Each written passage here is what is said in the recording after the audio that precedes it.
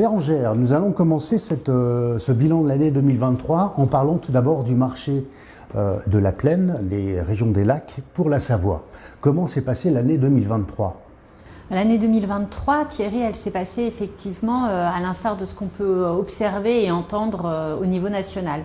On est en pleine crise immobilière, tant du point de vue du neuf que de l'ancien, et nos marchés subissent les mêmes pressions. Alors, je temporiserai un peu dans la mesure où effectivement, si la FNAIM annonce dans sa dernière conférence de presse une chute de 22% du volume des transactions au niveau national, globalement sur le territoire de la Savoie, on est plutôt sur une baisse d'environ 12,9%. Donc ça veut bien dire qu'on est résilient par rapport au marché national et que notre territoire, qui est à la fois attractif d'un point de vue économique et d'un point de vue qualité de vie, continue d'attirer. Est-ce que les prix ont baissé ?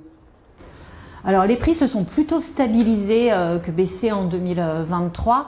Ce que j'ai plutôt observé réellement, c'est de se dire que les prix, oui, se sont rationalisés. À savoir que les biens qui étaient hors marché, ils ne se vendent pas, ils ne continueront de ne pas se vendre, et ça s'est accéléré en 2023. On a quelques beaux exemples aussi, hein. On a vu sur notre territoire, sur une commune de Challes-les-Eaux, une maison qui est rentrée bien placée, bien évidemment, au prix du marché, qui a été mise en vente à une agence immobilière. Et elle s'est vendue en 48 heures. Et certes, c'était le juste prix et c'était le bon moment pour vendre à ce moment-là. Quel est le profil des clients acquéreurs en Savoie ? Principalement des acquéreurs qui sont un peu plus secondo-accédants et qui viennent acheter, soit qui vendent une maison pour trouver un appartement, soit effectivement des familles qui viennent s'installer et qui veulent s'agrandir.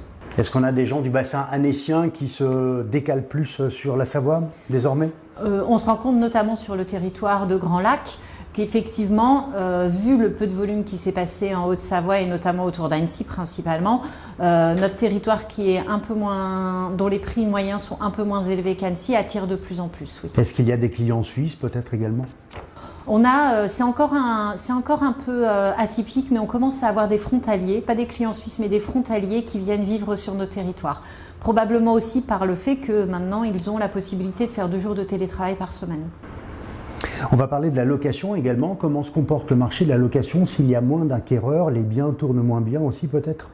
Alors aujourd'hui, sur le marché de la location, on est fortement impacté par la crise du logement, qu'elle soit du logement neuf, puisqu'il y a moins de production de logements neufs, et on en reparlera tout à l'heure, et du logement ancien, où il y a un volume de transactions qui diminue, dans la mesure où effectivement les propriétaires ne trouvant pas d'acquéreurs ou les locataires ne trouvant pas à acheter, il y a une rotation du stock qui diminue fortement.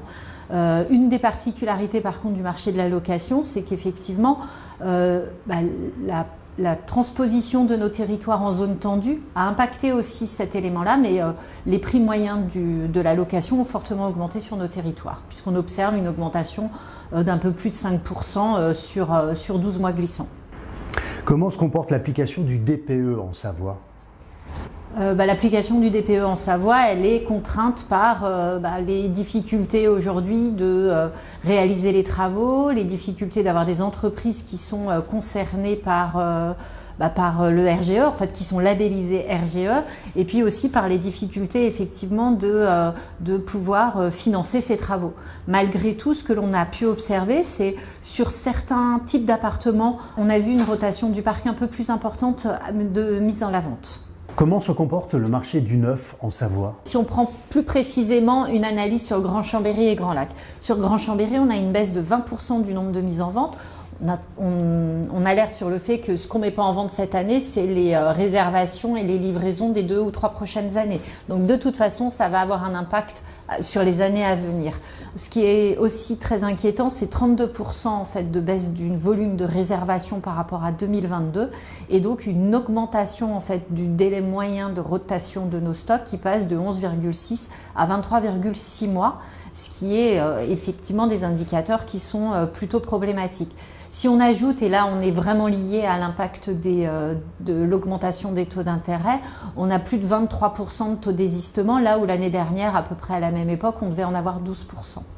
Et dernièrement, et je pense que ça c'est aussi un indicateur important, on a une augmentation de 93% environ, hein, selon le CECIM, du nombre de logements qui sont mis en chantier et qui ne sont pas encore réservés. Et donc c'est aussi des indicateurs qui inquiètent la profession fortement. C'est un marché qui est très tendu, les prochaines années vont être difficiles? C'est un marché qui a beaucoup d'inertie en fait. Et donc effectivement, ce qui ne se fait pas cette année aura des répercussions sur les 2 ou 3 prochaines années. Et donc la machine est difficile à relancer. Et on sait aussi que la machine a fortement souffert puisque depuis les 2 dernières années, il y a eu une augmentation du coût des travaux de 18 à 25% selon les territoires. On parle d'ailleurs plus de crise du logement que de crise de l'immobilier maintenant, hein.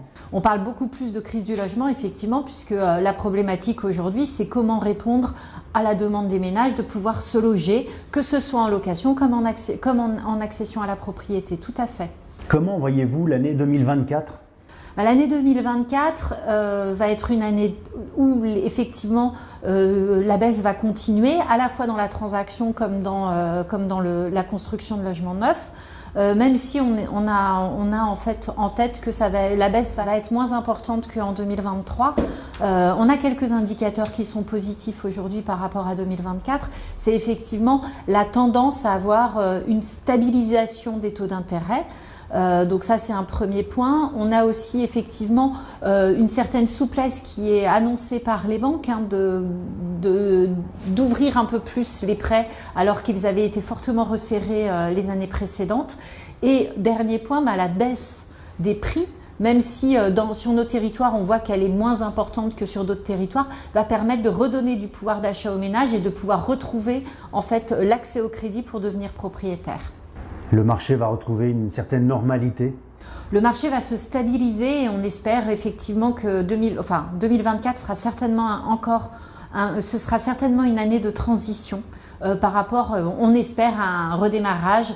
De toute façon, il y a une nécessité effectivement que les Français puissent retrouver du logement et de l'accès au logement de façon importante puisque c'est quand même une de leurs problématiques principales.